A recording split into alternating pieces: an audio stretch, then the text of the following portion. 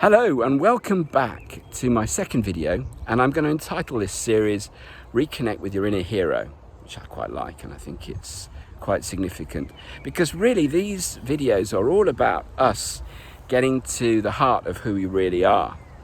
And it's very, very important because in my opinion, the longer we leave this, it's going to affect us physically and mentally, and certainly through times like these right now. So I've been using this period of time to actually create a series of books and articles and videos that are relating to this topic. And it's a topic that has always been with me for a very, very, very long time. But it wasn't until really, I guess, my daughter was born that I really grasped the nettle and got my focus.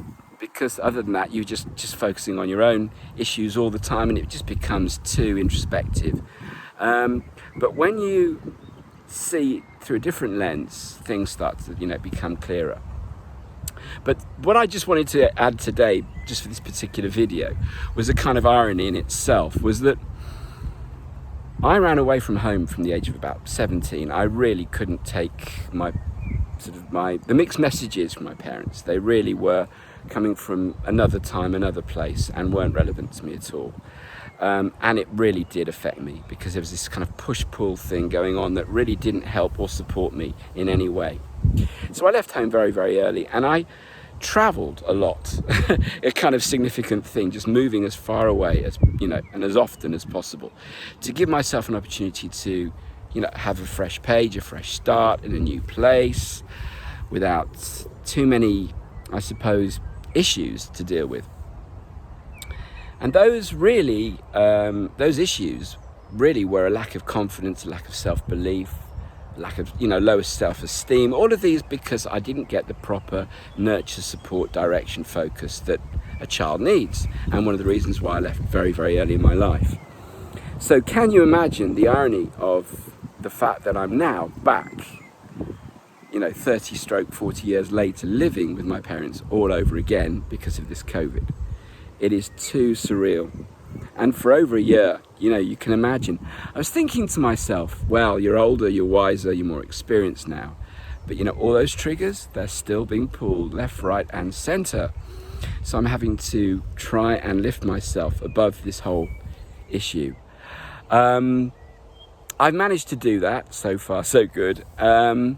But I have the added support, if you like, of my daughter, because without her, none of the things I'm doing now would make any sense at all.